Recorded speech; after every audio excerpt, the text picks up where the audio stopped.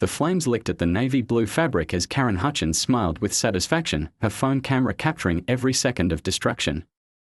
She thought she was teaching a lesson to her lazy neighbor. But as the uniform of Medal of Honor recipient, Marcus Chen turned to ash in her pristine backyard, she had no idea that across the country, a brotherhood forged in blood and sacrifice was already mobilizing.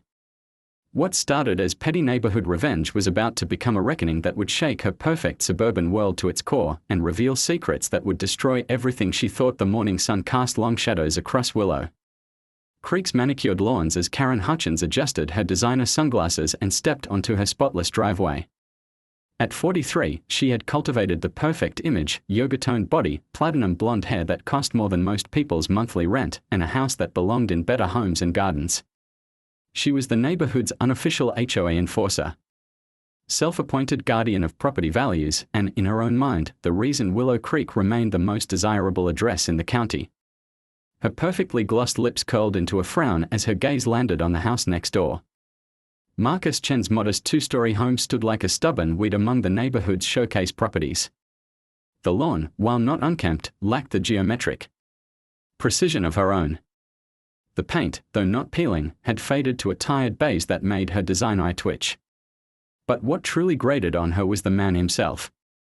Marcus Chen was an enigma that didn't fit into Karen's carefully categorized world. In the 6 months since he'd moved in, she'd barely seen him during daylight hours. He worked some kind of night security job, probably at a warehouse or factory, she assumed, and slept during the day like some kind of vampire. His car was a 10-year-old Honda Civic that belonged in a different zip code, and his wardrobe consisted entirely of worn jeans and t-shirts that had seen better decades. Bringing down the whole neighborhood, she muttered, watering her prize-winning roses with the precision of a surgeon. The irony was that Marcus Chen had served 3 tours in Afghanistan, earned a Medal of Honor for single-handedly saving 12 Marines from an IED explosion that should have killed them all, and now worked night shifts at a veterans crisis hotline because he couldn't sleep anyway. Nightmares had a way of making 8 hours of unconsciousness feel like a luxury he couldn't afford. But Karen didn't know any of this. To her, he was simply the neighbor who didn't belong. Her husband Richard emerged from their 6-car garage, already dressed in his $1,000 suit despite the early hour. At 51, he'd built a small empire in commercial real estate, but his success had come at the cost of actually noticing the world around him. His relationship with Karen had devolved into a series of financial transactions disguised as marriage. She maintained their social status, he paid for the privilege. The Henderson property closed yesterday, he said without looking up from his phone. $3.2 million. Above asking. See? That's what I'm talking about. Karen gestured toward Marcus's house with her watering can. Properties like that are investments. But one bad apple, Karen, please. Not this early. She watched Richard climb into his Tesla and disappear down the street without a goodbye kiss, or even eye contact. 22 years of marriage, and she might as well have been part of the landscaping. The morning routine continued, power yoga in her home studio, filmed for her Instagram account with its 12,000 followers, a kale smoothie that tasted like punishment, and then the real work began, monitoring the neighborhood from her kitchen window like a suburban surveillance system. At 11:30 a.m., she spotted movement next door. Marcus emerged from his house carrying a large military duffel bag, the kind that looked like it had traveled through several war zones. He moved with the quiet efficiency of someone who'd learned to make noise only when necessary. Even from a distance, Karen could see the careful way he scanned his surroundings, left, right, behind, as if expecting trouble. He loaded the bag into his Honda and drove away. This was her chance. Karen had been building a case against Marcus Chen in her mind for months. The unkempt lawn was evidence. The late-night comings and goings were suspicious. The lack of social interaction was antisocial. But she needed something concrete, something that would justify the complaint she'd been crafting to the HOA board. She waited exactly 7 minutes, enough time for him to clear the neighborhood, then walked across their shared property line with the confidence of someone who'd never been told no. Marcus's backyard was smaller than hers but surprisingly well-maintained. A modest vegetable garden grew in neat rows along the fence. A single lawn chair sat beside a small fire pit, both showing signs of regular use. But what caught her attention was the clothesline. Hanging there, drying in the morning sun, was a military dress uniform. Navy blue with gold trim, ribbons and medals catching the light like a constellation of colors she didn't understand.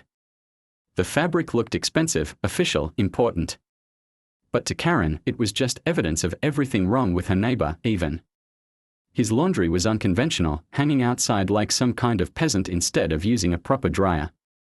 She pulled out her phone and began recording. "This is what I'm dealing with," she said to the camera, her voice carrying the practiced outrage of someone who'd made victimhood into an art form. Military stuff hanging in the backyard like we are living in some kind of barracks. This is a residential neighborhood with standards. The more she talked, the angrier she became. The uniform represented everything she resented about Marcus. Chen, his otherness, his refusal to conform, his apparent disregard for the social order she worked so hard to maintain. That's when she saw the can of lighter fluid beside the fire pit. The idea came to her fully formed, righteous and clean. She would dispose of the uniform, document the process and present it to the HOA as evidence of her dedication to neighborhood standards. It wasn't destruction of property, it was community service. She grabbed the lighter fluid and began dousing the uniform while her phone continued recording. The chemical smell made her eyes water, but she felt a surge of satisfaction. Finally, she was taking action. Some people need to learn that actions have consequences, she told her camera. You can't just do whatever you want when other people have invested in maintaining standards. The match struck easily. The flame caught the fabric instantly. Karen stepped back, filming as the uniform consumed itself in bright orange flames. The ribbons melted first, their colors bleeding together as they died.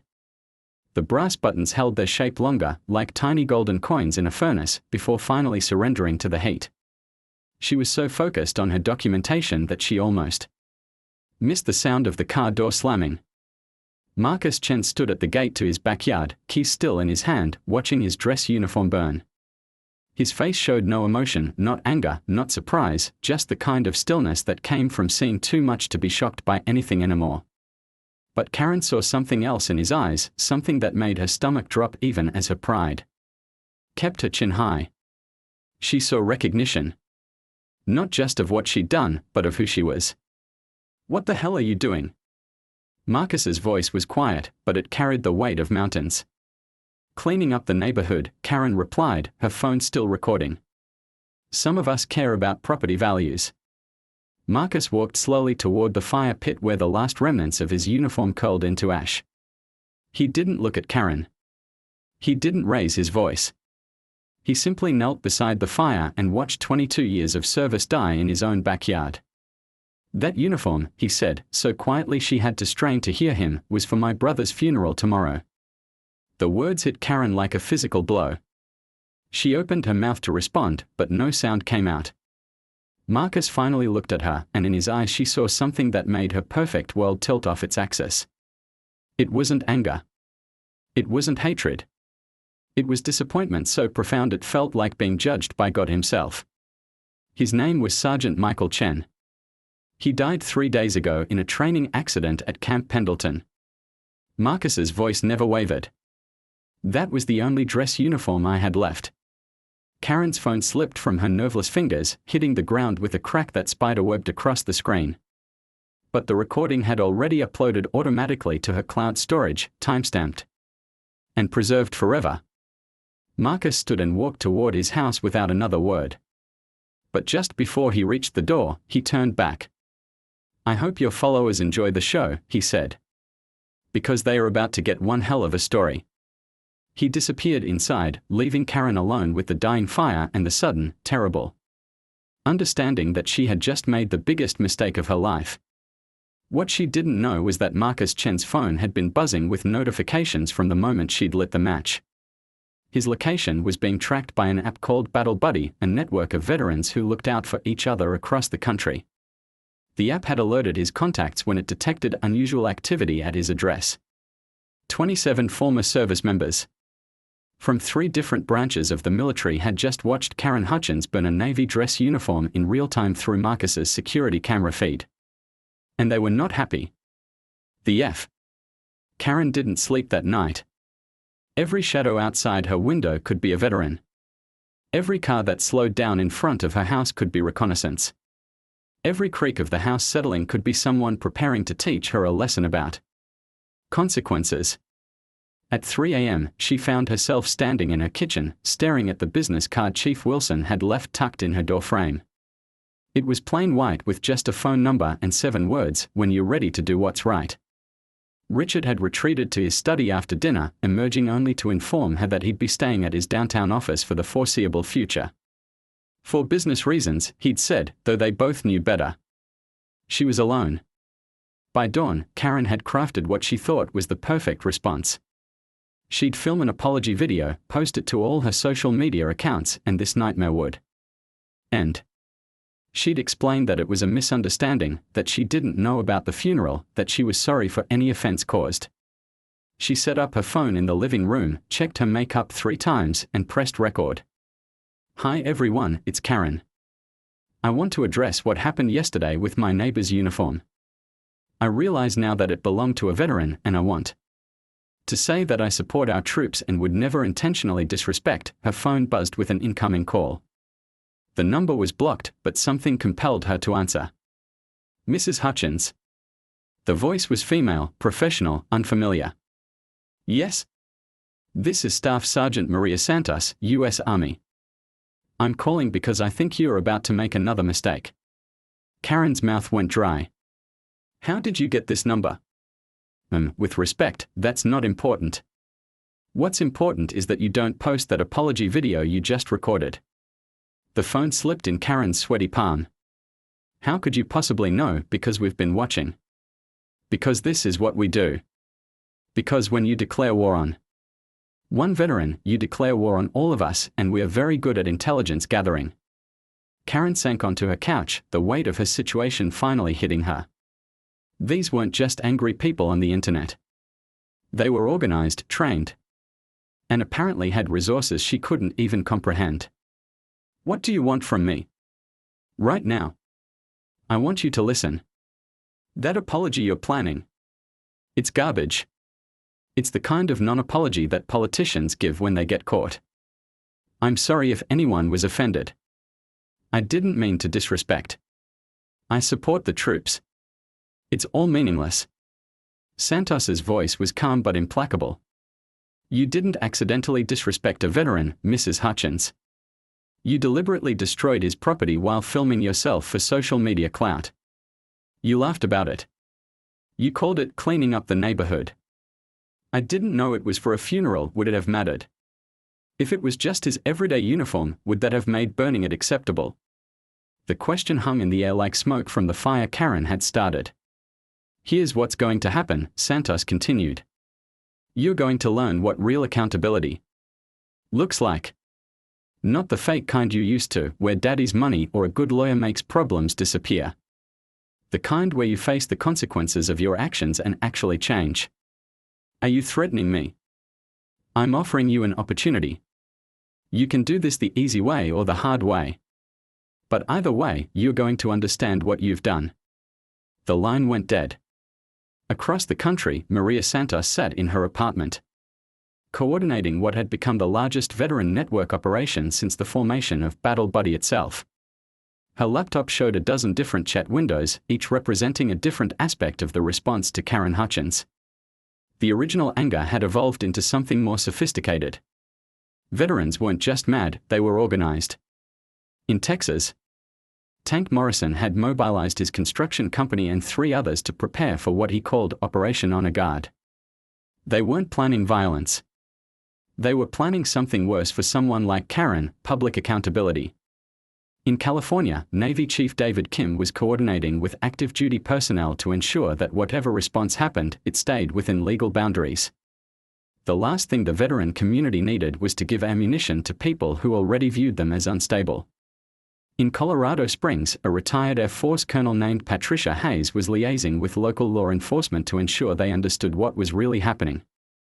The veterans weren't the threat, they were responding to one.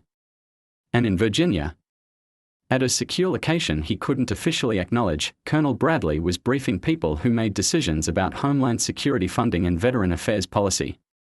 The internet has turned veteran support networks into force multipliers, he explained to a room full of suits who'd never worn a uniform. 20 years ago, if someone disrespected a veteran, maybe their immediate buddies heard about it. Now, 20 million veterans can watch it happen in real time. One of the suits, a DHS analyst named Peterson, pulled up Karen's social media history on his tablet. This Hutchins woman has a pattern. Look at her posts over the past year. Complaints about a homeless veteran panhandling outside her grocery store.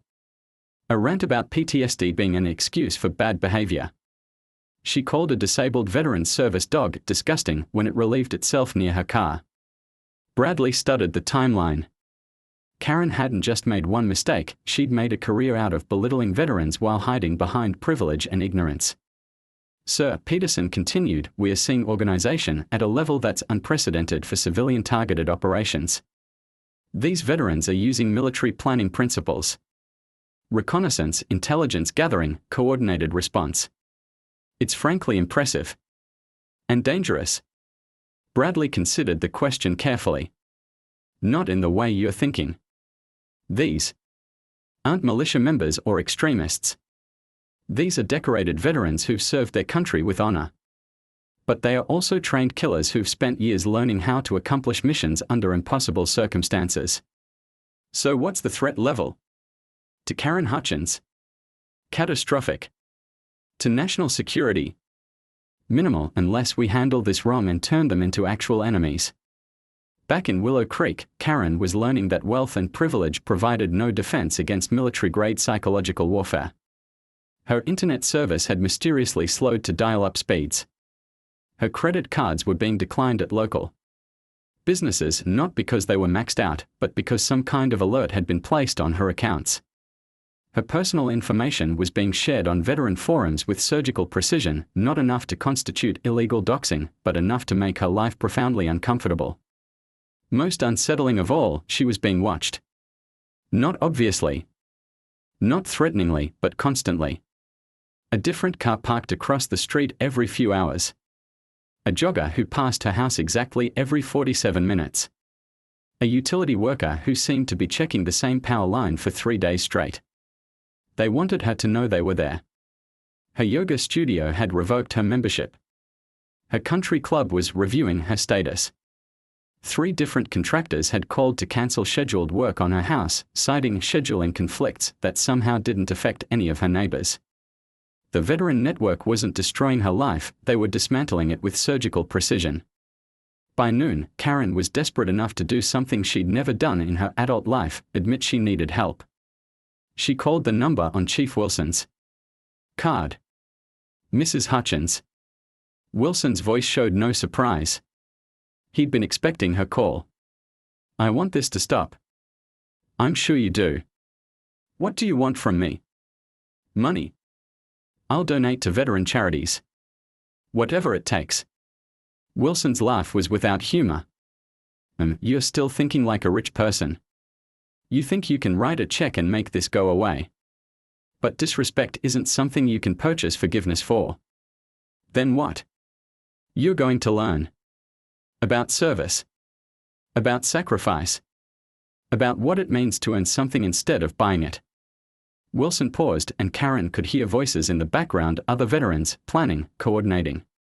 Tomorrow morning, 0800 hours, you're going to report to the Veterans Affairs Medical Center downtown. You're going to volunteer. Not write a check, work. With your hands. You're going to clean bedpans and serve food and listen to stories from people who've earned the right to wear the uniform you burned. That's ridiculous. I'm not, you're not what? Not the kind of person who does manual labor. Not someone who serves others. Yeah, we figured that out. Wilson's voice hardened. You have a choice. You can show up tomorrow and start learning what service means, or you can keep hiding in your house while we demonstrate what accountability looks like. Your call. And if you refuse, then this gets creative. See, we've been taking it easy on you so far. Professional courtesy, you might say. But there are 20 million of us, and we've got nothing but time and very particular skill sets. The threat was delivered with the same calm professionalism as everything else, which somehow made it more terrifying. The VA Center. 8 a.m. Don't be late. And Mrs. Hutchins. What? We're something you don't mind getting dirty. The work's about to get real. That evening, Marcus Chen finally spoke publicly for the first time since the incident. The interview was with a local news station, conducted on his front porch while veterans maintained a respectful perimeter around his property. Mr. Chen. The reporter asked, what would you like to see happen to Mrs. Hutchins? Marco. Karen stood in her designer kitchen 30 minutes later, hands shaking as she gripped her cracked phone. The adrenaline from her righteous act had curdled into something cold and nauseating in her stomach. She kept replaying Marcus's words. That was the only dress uniform I had left. She tried to push the thought away. So what if it was for a funeral? He should have been more careful with it. He should have dried it inside like a normal person. This was his fault, not hers. But the doubt gnawed at her like a splinter she couldn't remove. Her phone buzzed with a notification. Someone had commented on her Instagram story, the automatic upload from her cloud storage had posted the burning uniform video to all her social media accounts. She tagged it with hashtag neighborhood standards, hashtag property values, hashtag military littering without thinking. The comment was from someone named at SGT_Rodriguez_82. Lady, do you have any idea what you just did? Then another from at Navy Chief_Wilson, this is disgusting. That's a dress uniform, not trash. And another, someone needs to find out who this psycho is. Karen felt her first flutter of real panic. She quickly deleted the post, but she knew how the internet worked. Screenshots lived forever. She needed to get ahead of this, control the narrative before it spiraled. She called her lawyer first. Then her publicist. Yes, she had a publicist for her lifestyle brand. Then Richard, though his assistant said he was in meetings all day. What she didn't call was the one number she should have, Marcus Chen, to apologize. 3 states away. In a cramped apartment outside Fort Bragg, Staff Sergeant Maria Santos was having the worst day of her military career, and that was saying something. She'd lost 2 soldiers in her unit to suicide in the past month, the VA had denied her disability claim for the 3rd time, and now she was watching some entitled suburban princess burn a Navy dress uniform while laughing about it. The video had been forwarded to her through the Battle Buddy network, a grassroots app created by a Marine programmer who'd lost too many friends to isolation and despair. Veterans across the country used it to check on each other, share resources, and occasionally organize when one of their own needed help. Marcus Chen's profile showed he was a Medal of Honor recipient. A quick search revealed the rest: 3 tours, 12 lives saved, currently working nights at a crisis hotline. The kind of quiet hero who never asked for recognition. And some suburban Karen had just burned his dress uniform like it was garbage. Maria's phone was already ringing. First call was from Tommy "Tank" Morrison, a former Marine who now ran a construction company in Texas. You seeing this shit, Santos? Unfortunately, yes. I got 17 guys here who want to drive to wherever this is and educate this lady about respect. Tank, we are not vigilantes. Speak for yourself. This is Marcus Chen we are talking about. You know what he did in Kandahar? Maria did know. Every veteran knew. Marcus had single-handedly held off a Taliban assault while calling in air support.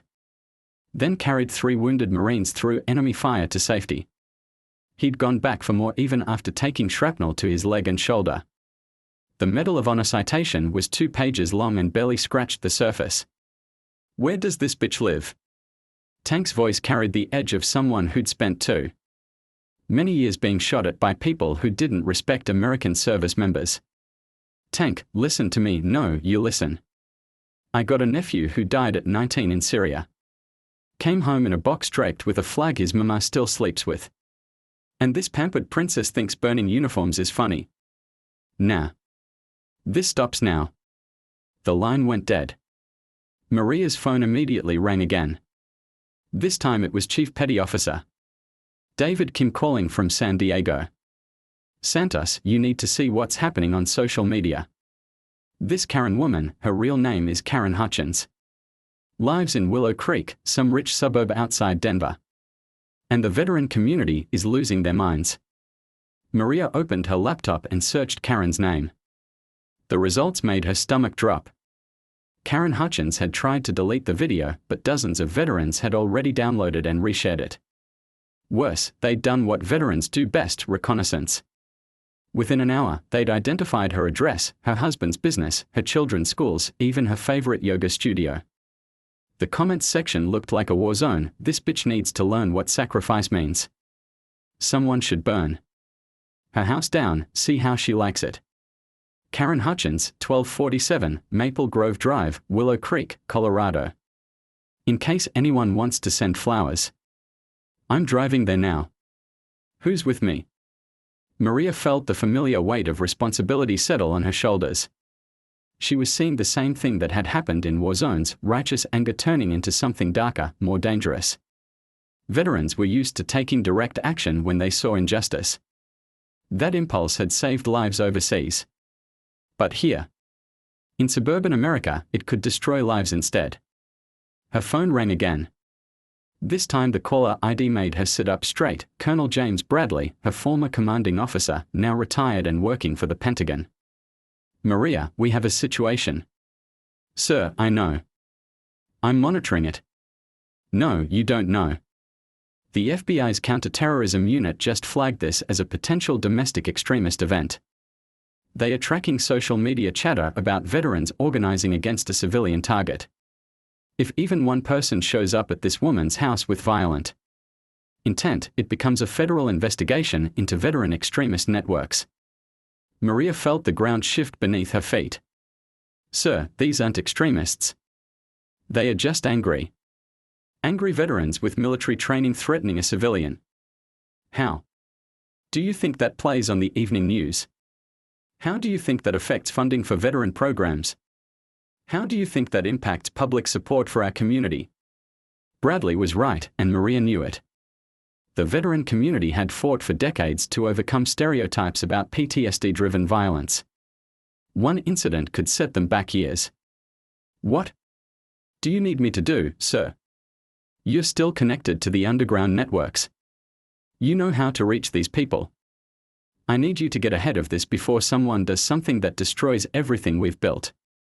Back in Willow Creek, Karen was discovering that deleting a social media post was like trying to put toothpaste back in the tube.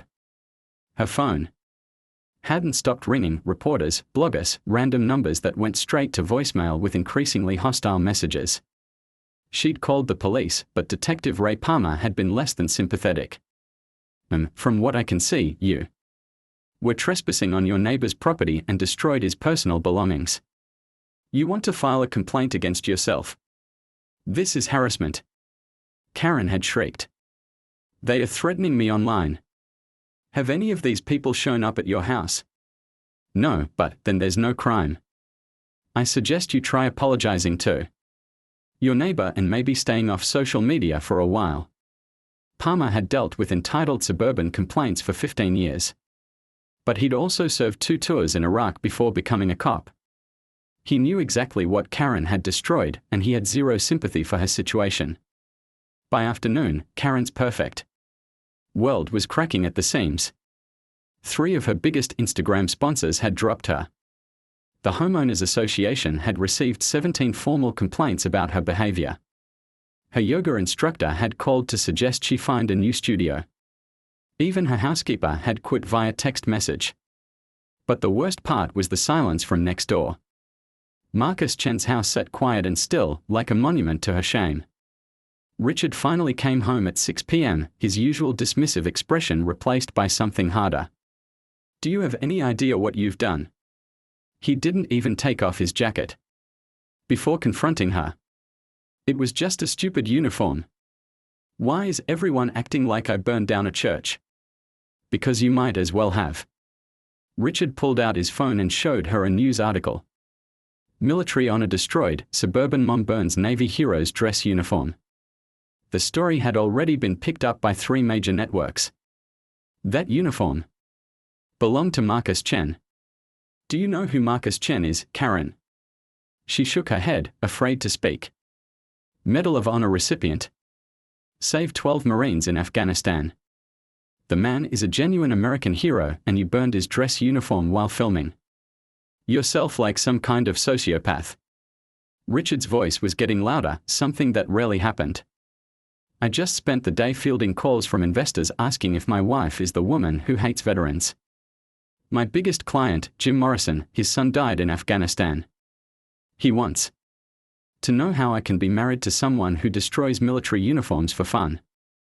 I didn't know you didn't know because you didn't care to know.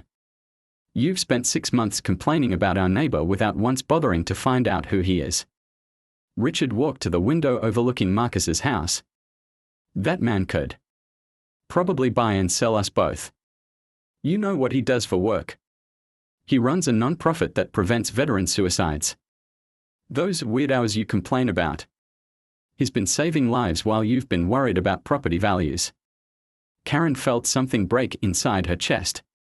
The magnitude of her mistake was finally becoming clear, but her pride wouldn't let her accept it. Fine. I'll apologize. I'll replace his stupid uniform. It's too late for that.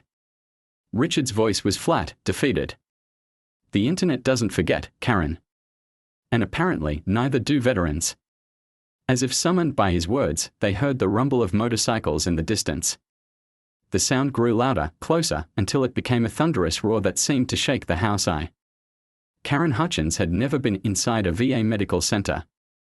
At 7:55 a.m., standing in the parking lot wearing jeans and sneakers that cost more than most people's monthly rent, she realized she had no idea what she was walking into. The building looked like every other government facility, beige, functional, designed by people who'd never heard of inspiration. But there was something different about the people flowing in and out. They moved with purpose, even the ones using wheelchairs or walking with canes. There was a dignity in their bearing that Karen recognized but couldn't name.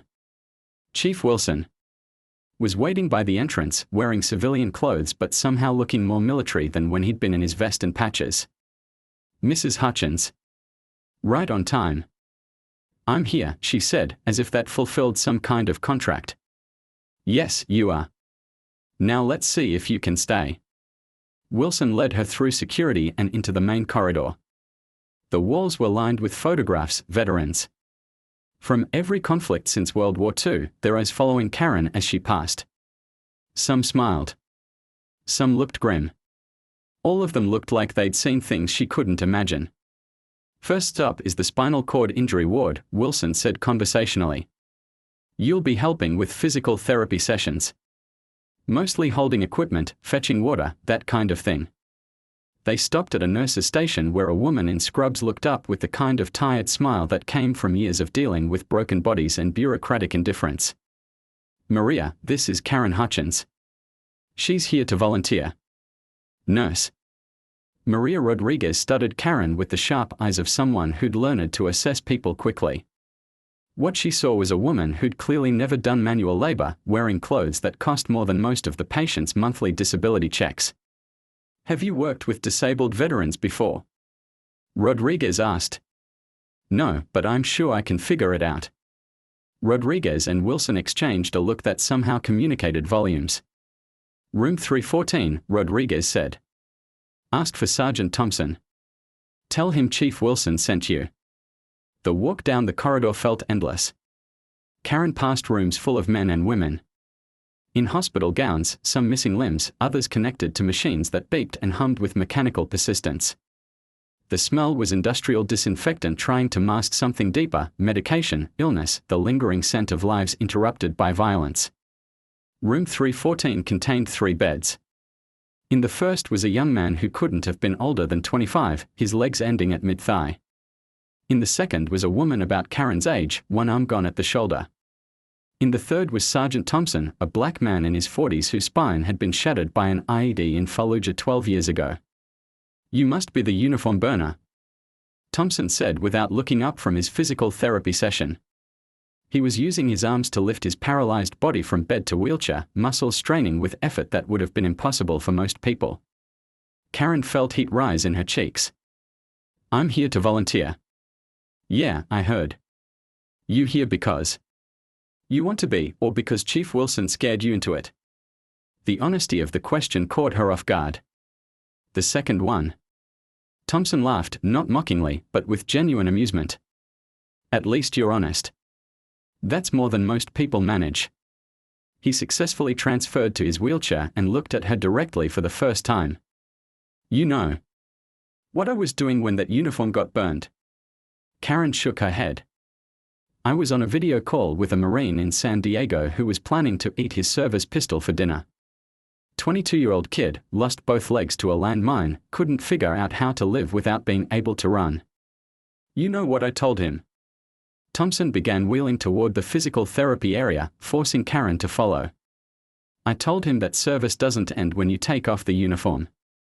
I told him that uniform represented something bigger than cloth and buttons. It represented a promise to keep serving, even when the service looked different than what he'd planned. He stopped and looked up at her. Then I saw the video of you burning one for sport. Karen wanted to disappear. I didn't know you didn't know because you didn't care to know. But that's about to change. For the next 4 hours, Karen learned what real work looked like. She held resistance bands while paraplegics fought to maintain upper body strength.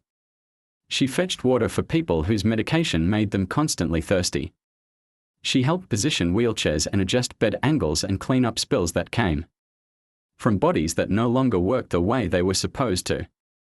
But mostly, she listened. She listened to Corporal Martinez explain how he'd lost his arm saving 3 other soldiers from a rocket attack in Syria. How he'd spent 2 years learning to write with his left hand so he could finish the engineering degree he'd started before deploying. She listened to Staff Sergeant Johnson describe the nightmares that came every night for 6 years after Kandahar and how the VA therapists had finally helped her find ways to sleep again. She listened to Private Williams, barely old enough to drink, explain how losing both legs had actually saved his life because it forced him to discover he was good at computers, and now he was designing software to help other disabled veterans find employment. By lunch, Karen's designer jeans were stained with sweat and worse. Her manicured nails were broken. Her back ached from bending over beds and wheelchairs. And something inside her chest felt raw and exposed. She was eating a cafeteria sandwich that tasted like cardboard when Marcus Chen sat down across from her. How's your first day of education going? His presence shouldn't have surprised her. Wilson had said he'd be here, but seeing him in this context, surrounded by people whose lives had been broken and rebuilt in service to their country, made her understand him differently. It's harder than I thought, she admitted. The work? Understanding what I destroyed. Marcus nodded. That's a start. They ate in silence for several minutes before Karen found the courage to speak again. Your brother's funeral is tomorrow. Yes. Will you? Will you forgive me? Marcus studied her face with the same intensity she'd seen that first day when he'd watched his uniform burn. Forgiveness isn't something you earn in 4 hours of volunteering, Mrs. Hutchins. It's something that grows over time, through consistent action and genuine change. He stood to leave, then paused. But I will say this, you're here. That counts for something. The afternoon was harder than the morning. Karen was assigned to the PTSD ward, where the injuries were invisible but somehow more devastating. She sat with veterans who jumped at sudden noises, who couldn't sleep, who saw enemies in every shadow. She met a Marine named Davis who'd served 3 tours in Afghanistan and hadn't been able to hold a job for more than 6 months since coming home. The nightmares made him unreliable, he explained. The hypervigilance made him impossible to work with. The depression made him forget that life was worth living. You know what the worst part is? Davis asked during one of his therapy sessions that Karen was observing. People think we're broken. Like we are damaged goods that should be hidden away so normal people don't have to think about what war actually costs. The therapist, a woman named Dr. Sarah Chen, no relation to Marcus, nodded patiently. What? Would you want them to understand? That we are not broken. We are changed. And maybe that change is exactly what this country needs, people who understand that freedom isn't free, that safety requires sacrifice, that some things are worth fighting for even when fighting breaks you. Davis looked directly at Karen. But instead, we get people who think we are props for their patriotic Instagram posts, or problems to be solved, or scary stories about PTSD making us dangerous. Karen felt tears she didn't expect. I never thought about it that way. Most people don't. That's the problem. By 5 p.m., Karen was physically and emotionally exhausted.